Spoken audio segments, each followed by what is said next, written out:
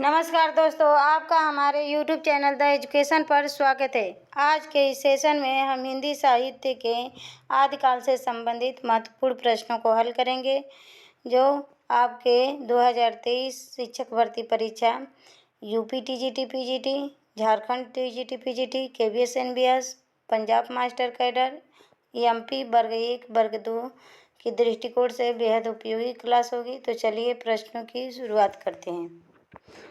अगर चैनल पर पहली बार विजिट किए हैं तो चैनल को लाइक कर दीजिएगा, अपने दोस्तों में शेयर कर दीजिएगा और चैनल को सब्सक्राइब कर दीजिएगा। बेल आइकन को भी प्रेस कर लीजिएगा, जिससे रोज़ की क्लास का नोटिफिकेशन आप तक पहुंच सके। तो चलिए पहले क्वेश्चन शुरुआत करते हैं। पहला प्रश्न है, हिंदी साहित्य के इतिहास का काल विभाजन करने वाले प्रथम इतिहासकार कौन हैं? हिंदी साहित्य के इतिहास का काल विभाजन करने वाले प्रथम इतिहासकार कौन हैं? तो प्रथम इतिहासकार वह आचार्य रामचंद्र शुक्ल हैं कि शिव सिंह सेगर हैं कि मिश्र बंधु हैं कि ग्रियर्सन हैं? तो वह जॉर्ज ग्रियर्सन है। जॉर्ज ग्रियर्सन ने अपने हिंदी साहित्य के इतिहास the modern vernacular literature of Hindustan में सर्वप्रथम काल विभाजन किए। उन्होंने अपने पुस्तक को 11 कालों में विभाजित किया। 11 कालों में विभाजित किया और उनके पुस्तक का क्या नाम है? तो the modern vernacular literature of Hindustan. लेकिन अगर पूछेगा कि हिंदी साहित्य के इतिहास ग्रंथ को सर्वप्रथम लिखने वाले कौन है, तो वो गारसा दत्तासी हैं। गारसा दत्तासी हैं। सर्वप्रथम इतिहास लेखन की शुरुआत किसने की? तो गारसा दत्तासी ने हिंदी लेखन की शुरुआत। लेकिन काल विभाजन की शुरुआत किए जॉर्ज ग्रियर्सन ने। और यह पूछेगा कि सर्वप्रथम काल विभाजन अच्छे पद्धति से या वर्णानुक्रम पद्धति से किसने किया? कालानुक्रम पद्धति से, तो वह आचार्य रामचंद्र शुक्ल है। काल विभाजन का वैज्ञानिक पद्धति से प्रयोग करने वाले आचार्य रामचंद्र शुक्ल हैं, लेकिन सर्वप्रथम काल विभाजन करने वाले जॉर्ज ग्रियर्सन है। और आचार्य रामचंद्र शुक्ल के काल विभाजन को प्रमुखता मिली है। तो option number D right answer. Question number दूसरा है, आदिकाल को चारण काल की संज्ञा किसने दी? राम कुमार वर्मा ने दी कि राहुल संस्कृत्याय ने कि जॉर्ज ग्रियर्सन ने कि मिश्र बंधु ने? फटाफट आंसर कीजिए। आदिकाल को चारण काल की संज्ञा किसने की? क्वेश्चन नंबर दूसरा का आदिकाल को चारण काल की संज्ञा जॉर्ज ग्रियर्सन ने दिया। आदिकाल को चारण काल की संज्ञा जॉर्ज ग्रियर्सन ने दिया, जबकि सिद्ध सामंत काल आदिकाल को सिद्ध सामंत काल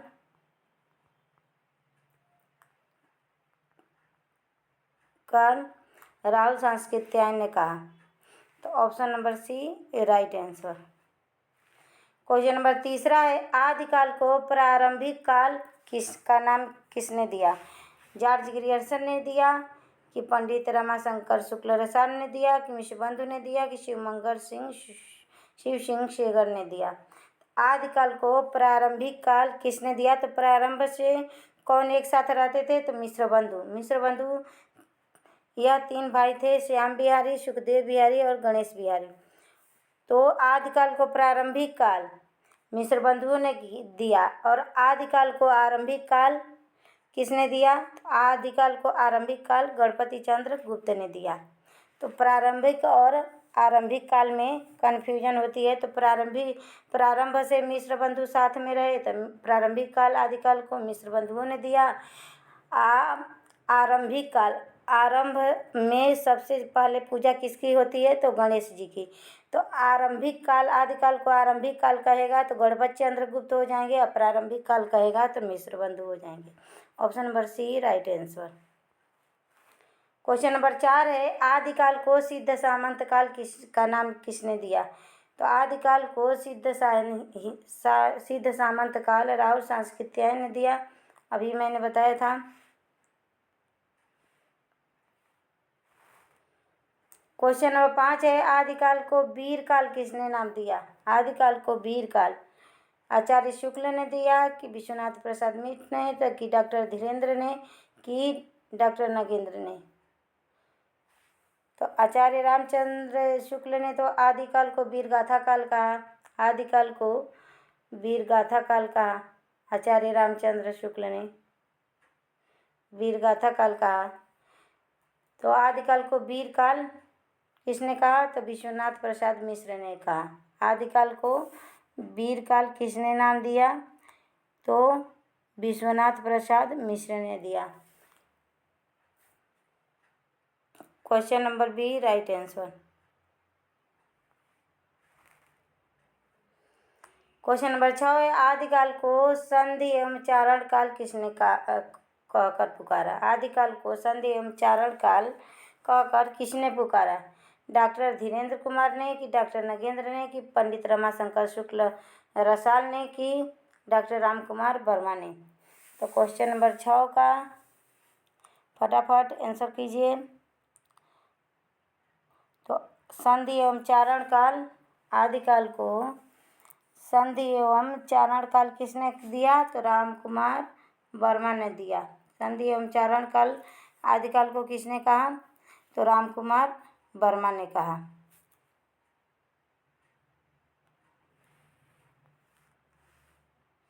क्वेश्चन नंबर 7 है, संदेश राशक किस प्रकार का काव्य है? खंड काव्य है, कि मुक्तक काव्य है, कि महाकाव्य है, कि गीति काव्य है? तो संदेश राशक किस प्रकार का काव्य है? तो एक खंड काव्य है। संदेश को खंड खंड करके भेजा जाता है। तो option number A right answer. और संदेश राशक रचना किसकी है? अब्दुल रहमान की। अब्दुल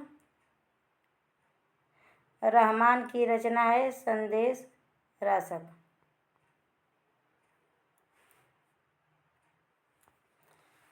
क्वेश्चन नंबर 8वां है, परमात्मा प्रकाश व योगसार किसकी रचना है? मुनिराम सिंह की है, कि जो हिंदू की है, कि देवसेन की है, कि पुष्पदंत की है? फटाफट आंसर कीजिए। तो मुनिराम सिंह की है पाहुड़ दोहा। पाहुड़ दोहा मुनिराम सिंह की है। और परमात्मा प्रकाश किसकी रचना है? तो जो हिंदू की रचना है परमात्मा प्रकाश, और दूसरी रचना है योगसार। यह किसकी रचना है?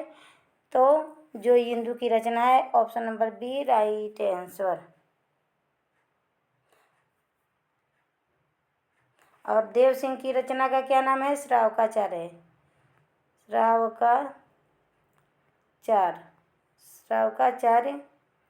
श्रावकाचार्य देव की रचना है। और पुष्पदंत की रचना महापुराण है। महापुराण पुष्पदंत की रचना है। महापुराण किसकी रचना है? तो महापुराण पुष्पदंत की रचना है। Option number B right answer. Question number 9 है, पाहुड़ दोहा के रचयिता कौन है? जो हिंदू हैं, कि मुनिराम सिंह है, कि धनपाल हैं, कि देवसेन है? तो पाहुड़ दोहा फटाफट आंसर कीजिए। अभी पिछले क्वेश्चन में मैंने बताया था पाहुड़ दोहा किसकी रचना है? तो मुनिराम सिंह की रचना है। और जो हिंदू की रचना परमात्मा प्रकाश अभी पढ़े थे। धनपाल की रचना है भविष्यत कहा।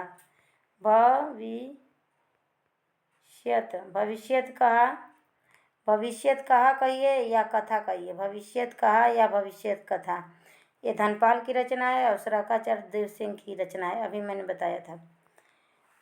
क्वेश्चन नंबर 10 है, सरहपा, सरोज वज्र व राहुल भद्र आदि नामों से प्रख्यात हैं। सरहपा हैं, कि सरवर्पा हैं, कि गोरखनाथ हैं, कि हेमचंद्र हैं? इन सब नामों की उपाधि किसे मिली है? तो सरहपाद या सरहपा को ही सरहपाद कहा जाता है। सरोज भद्र भी कहा जाता है और राहुल भद्र भी कहा जाता है। तो option number A right answer. Option number A right answer. Question number 11 है, योगाचार्य डोम्भी गीतिका व अक्षर द्वीपोपदेश। योगाचार्य डोम्भी गीतिका, अक्षर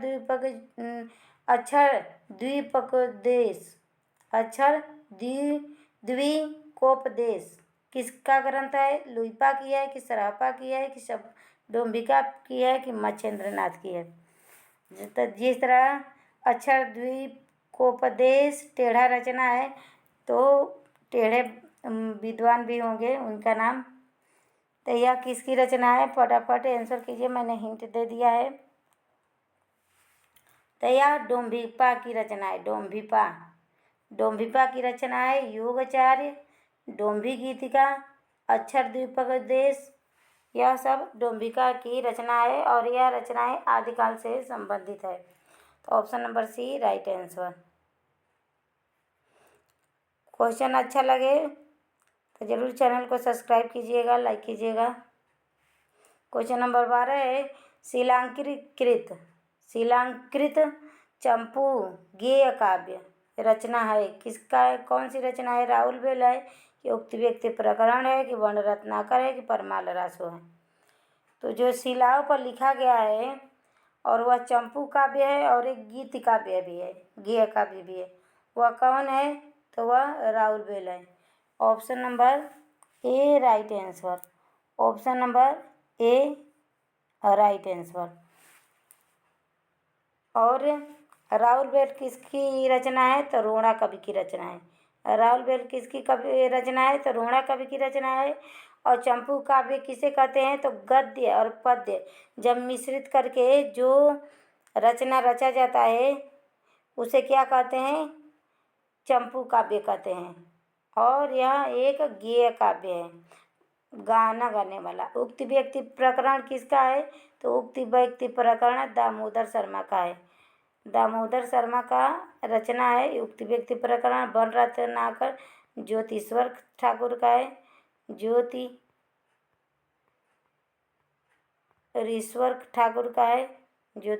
ठाकुर का है। और परमाल रासो जगनिक की रचना है। परमाल रासो जगनिक की रचना है।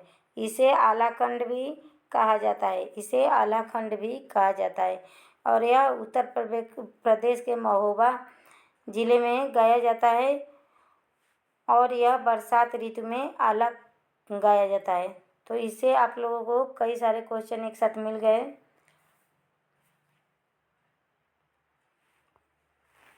क्वेश्चन नंबर 13 है, शिलांकृत चंपू काव्य राहुल बेल के रचयिता कौन है?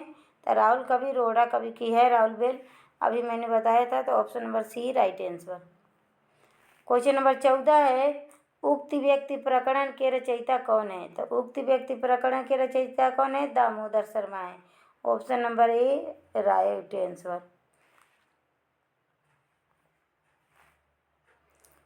क्वेश्चन नंबर 15 है, वर्ण रत्नाकर ग्रंथ के रचयिता कौन है? तो वर्ण रत्नाकर ग्रंथ अभी मैंने बताया था। तो वर्ण रत्नाकर ग्रंथ के रचयिता कौन है? ज्योतिश्वर ठाकुर। वर्णों को अंधेरे में देख के आप नहीं पढ़ सकते हैं, तो वर्णों को पढ़ने के लिए किसकी आवश्यकता पड़ेगी? ज्योति की आवश्यकता पड़ेगी। तो वर्ण रत्नाकर के रचयिताकार कौन है? तो ज्योतिश्वर ठाकुर हैं। को रिलेट करके रचनाएं पढ़ेंगे तो ज़्यादा समय तक याद रहेगी। क्वेश्चन नंबर 16 है, नाथ संप्रदाय के रचयिता कौन है? नाथ संप्रदाय के रचयिता राहुल संस्कृत्यायन जी हैं कि पीताम्बर दत्त बर्तवाल जी हैं कि हजारी प्रसाद द्विवेदी जी हैं कि रामकुमार वर्मा जी हैं? तो नाथ संप्रदाय के रचयिता, फटाफट आंसर कीजिए। चैनल को लाइक करते जाइए, चैनल को सब्सक्राइब करते जाइए। तो क्वेश्चन नंबर 16 का option number C right answer. नाथ संप्रदाय के रचयिता हजारी प्रसाद द्विवेदी जी हैं। नाथ संप्रदाय के रचयिता कौन है? तो हजारी प्रसाद द्विवेदी जी हैं। नेक्स्ट क्वेश्चन को देखते हैं। क्वेश्चन नंबर 17 है, हजारी प्रसाद द्विवेदी ने आदिकाल की समय सीमा क्या मानी है? 1000 से 1350 ईस्वी मानी है कि ऑप्शन बी है 1050 से 1400 ईस्वी माने हैं कि 1000 से 1400 ईस्वी माने हैं कि 1000 से 1450 ईस्वी माने हैं? फटाफट आंसर कीजिए। तो क्वेश्चन नंबर 17 का option number C right answer. Hazari Prasad Dwivedi ने आदिकाल की समय सीमा 1000 से 1400 ईस्वी से माने हैं। Option number C right answer. Question number 18 है, खुमान रासो, बिसलदेव रासो, हमीर रासो, विजयपाल रासो आदि रचनाएं हैं, प्रमाणिक हैं कि अर्धप्रमाणिक, अप्रमाणिक हैं कि अर्धप्रमाणिक है कि पूर्णतः प्रमाणित है। हमारे चैनल पर पढ़ाए हैं कि किसने किस रचना को प्रमाणिक माना और किसने अप्रमाणिक माना, तो वह पढ़ना चाहें तो चैनल पर ज़रूर बोलिए कि प्रमाणिक रचनाओं की list with the education channel, तो ज़रूर सामने आ जाएगा। तो खुमाण रासो, बिसलदेव रासो, हमीर रासो यह किस प्रकार की रचनाएं हैं? क्वेश्चन नंबर 18 का option number B right answer. यह अप्रमाणिक रचनाएं हैं। यह कैसी रचनाएं हैं? तो यह अप्रमाणिक रचनाएं हैं। क्वेश्चन नंबर 19 है, पृथ्वीराज रासो, परमाल रासो को हजारी प्रसाद द्विवेदी मानते हैं, क्या मानते हैं? अप्रमाणिक मानते हैं कि प्रमाणिक मानते हैं कि अर्धप्रमाणिक मानते हैं कि पूर्णतः सत्य मानते हैं? क्वेश्चन नंबर 19 का option number C right answer. Hazari Prasad Dwivedi Prithviraj Raso को, परमाल रासो को, इस दोनों ग्रंथ को अर्धप्रमाणिक माने हैं। अर्धप्रमाणिक माने हैं हजारी प्रसाद द्विवेदी। क्वेश्चन नंबर 20 है, राजमती और बिसलदेव की कथा किस ग्रंथ में वर्णित है? राजमती और बिसलदेव की कथा किस ग्रंथ में वर्णित है? खुमाल रासो में कि परमाल रासो में कि विजयपाल रासो में कि बिसलदेव रासो में? तो यह बिसलदेव रासो में राजमती और बिसलदेव की कथा का वर्णन मिलता है और यह इसी में सर्वप्रथम 12 मासा का वर्णन हुआ है। इस ग्रंथ में बिसलदेव रासो में 12 मासा का वर्णन सर्वप्रथम हुआ है और जैसी के पद्मावत में भी 12 मासा का वर्णन हुआ है। लेकिन बिसलदेव रासो में 12 मासा का जो वर्णन हुआ है वह कार्तिक मास से शुरू हुआ है, जबकि पद्मावत का आषाढ़ मास से शुरू हुआ है। पद्मावत में जो बिसलदेव 12 मासा है वह आषाढ़ मास से शुरू हुआ है। आषाढ़ मास से मास माने महीना, महीने से पद्मावत में शुरू हुआ है, जबकि बिसलदेव रासो में चैत मास से शुरू हुआ है। बिसलदेव रासो में चैत मास से शुरू हुआ है। तो option number D right answer. इस पीडीएफ में बीसी क्वेश्चन था, आगे का भी देख लेते हैं। तो यहाँ से क्वेश्चन 1 देखते हैं। क्वेश्चन नंबर 1, प्राकृत व्याकरण ग्रंथों में कौन सा संस्कृत व्याकरण ग्रंथ है? जो प्राचीन व्याकरण ग्रंथ है प्राकृत व्याकरण ग्रंथ, प्राकृत भाषा में जो व्याकरण ग्रंथ है, वैसे भाषा सर्वप्रथम वैदिक संस्कृत थी, उसके बाद से लौकिक संस्कृत हुई, उसके बाद से पाली भाषा हुई और उसके बाद से प्राकृतिक भाषा हुई। तो जो प्राकृतिक भाषा में व्याकरण ग्रंथ थे उसमें से संस्कृत व्याकरण ग्रंथ कौन है?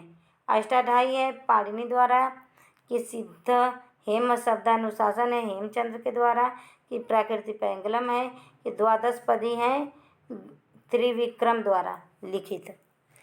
तो फटाफट आंसर कीजिए।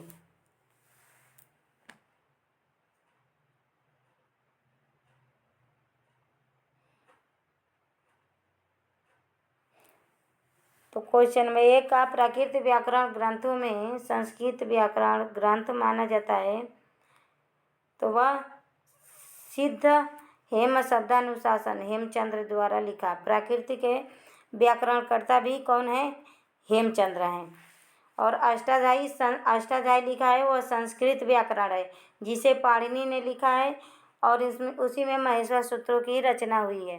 तो अष्टाध्यायी पाणिनि की है और यह संस्कृत व्याकरण का ग्रंथ है, जबकि प्राकृत व्याकरण का ग्रंथ सिद्ध हेम शब्दानुशासन है जो हेमचंद्र ने लिखा है। तो option number B right answer. Question number दूसरा है सेतुबंध प्रवरसेन, गौड़ बहो, बकपतिराज, लीलावती, ऊहल, कंस बहो, राम पाड़ीवाद कृतियाँ किस भाषा के प्रबंध काव्य हैं? यह क्या है? प्रबंध काव्य। एक प्रबंध काव्य होता है, एक मुक्तक काव्य है। तो यह सब जो सेतुबंध प्रवरसेन द्वारा लिखित है, गौड़ बाहो बकपतिराज द्वारा लिखित है, लीलावती क्या है? ऊहल द्वारा लिखित है, कंस बहो राम पाड़ीवाद द्वारा लिखित है। तो यह सारे क्या है? एक प्रबंध काव्य है। और यह किस भाषा में लिखा गया है? संस्कृत भाषा में कि प्राकृत भाषा में कि अपभ्रंश भाषा में कि अवधी भाषा में? फटाफट आंसर कीजिए। तो क्वेश्चन नंबर दूसरा का option number B right answer. यह सारे प्राकृतिक भाषा में लिखा गया है। और प्राकृतिक भाषा के प्रवर्तकर्ता कौन है? तो पाली भाषा के तो महाबुद्ध हैं। और प्राकृतिक भाषा के पुजारी कौन है? महावीर प्रसाद द्विवेदी हैं। महावीर हैं। और यह मुनि महावीर हैं, जैन धर्म के प्रवर्तक। और इनके ग्रंथों को किस में लिखा गया है? प्राकृतिक भाषा में। तो option number B right answer. Question number तीसरा है भाषाविद प्राकृत की अंतिम अवस्था किसे माना जाता है? भाषाविद द्वारा प्राकृत की अंतिम अवस्था किसे माना जाता है? संस्कृत को कि ब्रज भाषा को कि अपभ्रंश को कि अवधी को? भाषा वैज्ञानिकों के द्वारा प्राकृत की अंतिम अवस्था किसे माना जाता है? तो क्वेश्चन नंबर तीसरा का option number C right answer. प्राकृत की अंतिम अवस्था क्या है? अपभ्रंश है।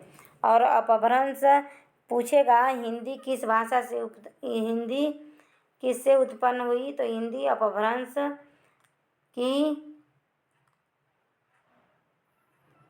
अपभ्रंश की उत्तर अवस्था से हिंदी भाषा का जन्म हुआ।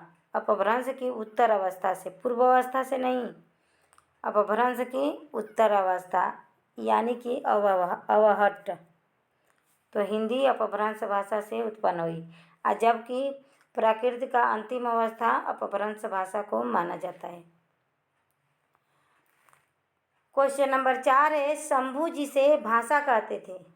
शंभू जिसे भाषा कहते थे 10वीं सदी में प्रचलित उस लोक भाषा को अपभ्रंश नाम किसने दिया? तो अपभ्रंश नाम किसने दिया? हेमचंद्र ने दिया कि पुष्पदंत ने दिया कि महापाणिनि ने दिया कि मेरुतुंग ने दिया? फटाफट आंसर कीजिए। अपभ्रंश नाम किसने दिया?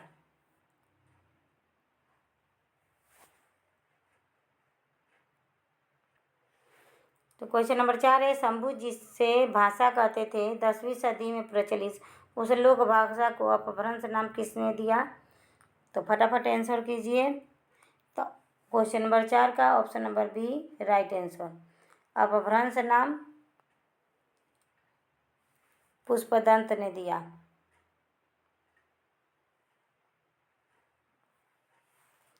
क्वेश्चन नंबर 5 है पृथ्वीराज रासो में कितने समय या सर्ग हैं? 69 हैं कि 6 हैं कि 70 हैं कि 7 हैं? तो पृथ्वीराज रासो चंद बरदाई द्वारा लिखा गया महाकाव्य है जिसमें 69 सर्ग है। Option number A right answer. Question number 6 है हिंदी महाकाव्य परंपरा का आदि ग्रंथ किसे कहा जाता है? हिंदी महाकाव्य परंपरा का आदि ग्रंथ किसे कहा जाता है? रामचरितमानस को कहा जाता है जिसे तुलसीदास ने लिखा है, कि पद्मावत को कहा जाता है जिसे जायसी ने लिखा है, लोकायतन को कहा जाता है जिसे पंत ने लिखा है, कि पृथ्वीराज रासो को कहा जाता है कि जिसे चंद बरदाई ने लिखा है? तो हिंदी महाकाव्य परंपरा का आदि ग्रंथ पृथ्वीराज रासो को माना जाता है जिसे चंद बरदाई ने लिखा है। तो option number D right answer. Question number 7 है बिसल देव रासो किसकी रचना मानी जाती है? चंद बरदाई की कि नरपति नाल लकई कि हेमचंद्र की कि जगनी की? तो बिसल देव रासो नरपति नाल की रचना मानी जाती है। बिसल देव रासो नरपति नाल की रचना मानी जाती है। Option number B right answer. Question number 8 है कौन सा रासो ग्रंथ आला खंड के नाम से जाना जाता है? तो वह पृथ्वीराज रासो है कि परमाल रासो है कि कुमार रासा है कि बिसल देव रासो है? तो परमाल रासो को आला खंड के नाम से जाना जाता है, जिसे जगनिक द्वारा लिखा गया है। परमाल रासो। क्वेश्चन नंबर 9 है विद्यापति की पदावली का सृजन किस भाषा में हुआ? विद्यापति की पदावली का सृजन किस भाषा में लिखा गया? सृजन माने लिखना। मैथिली भाषा में लिखा गया कि वज्जिका भाषा में कि मगही भाषा में कि भोजपुरी भाषा में? तब विद्यापति की पदावली को मैथिली भाषा में लिखा गया, इसीलिए विद्यापति को मैथिल कोकिल के नाम से जाना जाता है। मैथिल कोकिल के नाम से जाना जाता है कि यह मिथिला के क्या हैं? कोयल हैं। तो मैथिल कोकिल की उपाधि किसे प्राप्त है? तो विद्यापति को प्राप्त है। और किसके लिए प्राप्त है? कि उन्होंने पदावली मैथिली भाषा में लिखा था, इसलिए। क्वेश्चन नंबर 10 है हिंदी साहित्य का पहला इतिहास है आचार्य रामचंद्र शुक्ल। हिंदी साहित्य का पहला इतिहासकार कौन है? आचार्य रामचंद्र शुक्ल हैं कि जॉर्ज ग्रियर्सन है कि गारसा दत्तासी हैं कि शिव सिंह सहगल हैं? ये तो क्वेश्चन सबका सही होगा। प्लीज़ अपना आंसर कमेंट बॉक्स में कमेंट कीजिए। हिंदी साहित्य का पहला इतिहासकार कौन है? तो क्वेश्चन नंबर 10 का option number C right answer Garcin de Tassy हैं। और यह एक फ्रेंच वैज्ञानिक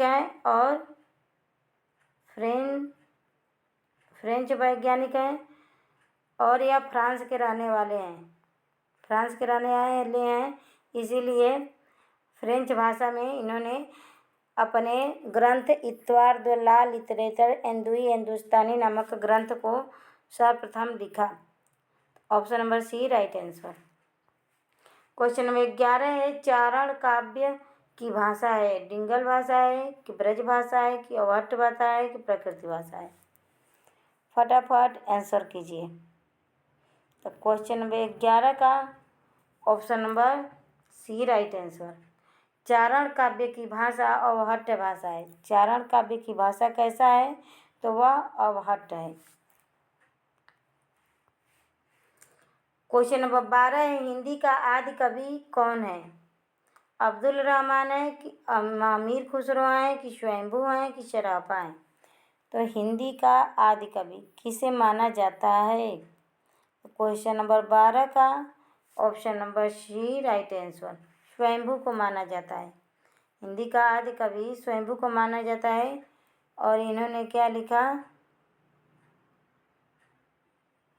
इनकी रचना का नाम आप लोग कमेंट में कीजिए, यह आप लोगों के लिए होमवर्क रहेगा। यह आप लोग के लिए क्या रहेगा? होमवर्क रहेगा। आशा है सबका यह होमवर्क सही होगा। क्वेश्चन नंबर 13 है पृथ्वीराज रासो किस काल की रचना है? पृथ्वीराज रासो भक्ति काल की रचना है कि रीतिकाल की कि आधुनिक काल की कि आदिकाल की? तो पृथ्वीराज रासो आदिकाल की रचना है और चंद्रवरदाई ने इसको लिखा है। क्वेश्चन नंबर 14 है अपभ्रंश में कृष्ण काव्य के पहले रचनाकार हैं? पुष्पदंत हैं कि शालिभद्र सूरि हैं कि हरिभद्र सूरि हैं कि स्वयंभू हैं? फटाफट आंसर कीजिए। क्वेश्चन नंबर 14 का option number A right answer. अपभ्रंश में कृष्ण काव्य करने वाले पहले रचनाकार पुष्पदंत हैं। Option number A right answer. Question number 15 है आचार्य रामचंद्र शुक्ल किसके साहित्य को शुद्ध साहित्य की कोटि में नहीं मानते? आचार्य रामचंद्र शुक्ल किसके साहित्य को शुद्ध साहित्य की कोटि में नहीं मानते हैं? सिद्धों के साहित्य को, कि जैनों के साहित्य को, कि बौद्धों के साहित्य को, कि ब्रजयान? फटाफट आंसर कीजिए। तो क्वेश्चन नंबर 15 का option number A right answer. सिद्धों के साहित्य को आचार्य रामचंद्र शुक्ल शुद्ध साहित्य की कोटि में नहीं मानते।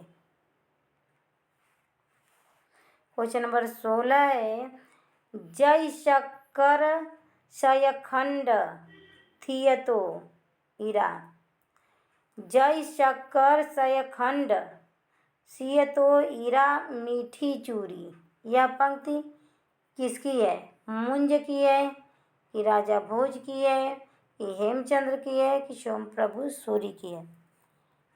यह आदिकाल की पंक्ति है। फटाफट आंसर कीजिए कि इसका राइट आंसर क्या होगा। तो यह राजा मुंज की पंक्ति है कि जय शक्कर शयखंड थिय तो ईरा मीठी चूरी। क्वेश्चन नंबर 17 है, प्रबंध चिंतामणि नामक ग्रंथ के रचयिता हैं? सोमप्रभु सूरी हैं, कि मेरुतुंगाचार्य हैं, कि हेमचंद्र हैं, कि चिंतामणि हैं? प्रबंध चिंतामणि। चिंतामणि देख के चिंतामणि मत लगा दीजिएगा। प्रबंध चिंतामणि, यह ऑप्शन गलत है। तो अब 3 ऑप्शन आपके पास बचा है, इसमें से राइट आंसर क्या होगा? फटाफट आंसर कीजिए। तो प्रबंध चिंतामणि मेरुतुंग की रचना है। मेरुतुंग की रचना है प्रबंध चिंतामणि। क्वेश्चन नंबर 18 है, प्रबंध चिंतामणि संस्कृत के किस ग्रंथ के ढंग से बना है? प्रबंध चिंतामणि मेरुतुंग द्वारा लिखा संस्कृत के किस ग्रंथ के ढंग से बना ग्रंथ है? भोज प्रबंध के, कि कुमारपाल प्रतिबोध के, कि सिद्ध हेम शब्दानुशासन के, कि कुमारपाल चरित से? क्वेश्चन नंबर 18 का option number A right answer. Bhoj द्वारा लिखा भोज प्रबंध संस्कृत ग्रंथ के आधार पर प्रबंध चिंतामणि लिखा गया है। और प्रबंध चिंतामणि किसने लिखा है? मेरुतुंग ने लिखा है। Option number A right answer. Question एकदम नए पैटर्न पर आधारित है। इसमें से जरूर 2023 के टीजीटी पीजीटी परीक्षा में जरूर 2-4 क्वेश्चन फंस सकता है। ज़रूर चैनल को सब्सक्राइब कीजिए ऐसे ही वीडियो देखना हो तो। क्वेश्चन नंबर 19 है, प्रबंध चिंतामणि ग्रंथ कब रचा गया? किस सन में रचा गया? तो संवत 1361 में रचा गया है, कि संवत 1261 में, कि 1461 में, कि 1161 में? फटाफट आंसर कीजिए। तो प्रबंध चिंतामणि ग्रंथ संवत 1361 में रचा गया ग्रंथ है और इसके रचनाकार मेरुतुंग हैं। Option number A right answer. Question number 20 है, अपभ्रंश ग्रंथों की परंपरा का अंत आचार्य शुक्ल किसे मानते हैं? वह कौन सा ग्रंथ है जिसके बाद अपभ्रंश भाषा में कोई रचना नहीं हुई? अपभ्रंश भाषा का अंतिम ग्रंथ आचार्य शुक्ल ने किसे माना है? हमीर रासो को माना है, कि प्राकृत पैंगलम को माना है, कि प्रबंध चिंतामणि को माना है, कि पृथ्वीराज रासो को माना है? क्वेश्चन नंबर 20 का option number A right answer. उन्होंने हमीर रासो को माना है अपभ्रंश का अंतिम ग्रंथ। क्वेश्चन नंबर 21 है, विद्यापति का समय माना जाता है? संवत 1460 से माना जाता है, कि संवत 1260 से माना जाता है, कि संवत 1560 से माना जाता है, कि संवत 1360 से माना जाता है? विद्यापति आदिकाल के कवि हैं। इनका समय कब तक माना जाता है, कब से माना जाता है? तो क्वेश्चन नंबर 21 का option number A right answer. 1460 संवत 1460 से विद्यापति का समय माना जाता है। क्वेश्चन नंबर 22 है, आचार्य शुक्ल ने किस प्रकार के कार्यों के आधार पर आदिकाल को वीरकाल कहा, वीरगाथा काल कहा। आदिकाल को वीरगाथा काल आचार्य रामचंद्र शुक्ल किस कार्यों के आधार पर कहा? अपभ्रंश भाषा काव्य के आधार पर, कि देश भाषा काव्य के आधार पर, कि संस्कृत भाषा काव्य के आधार पर, कि प्राकृत भाषा काव्य के आधार पर? तो देश भाषा काव्य के आधार पर वीर काव्य कहा। आदिकाल में और वीर परक रचनाएं होने लगी, जैसे पृथ्वीराज रासो, यह सब वीर रस से उत्प्रोत रचनाएं होने लगी आदिकाल में।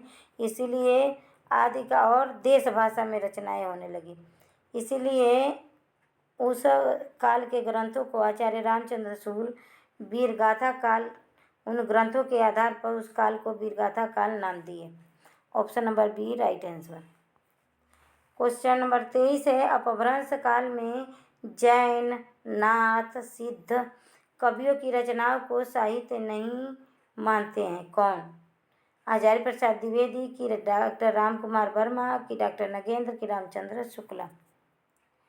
क्वेश्चन नंबर 23 का option number D right answer. इस काल के रचनाओं को कवियों और उनकी रचनाओं को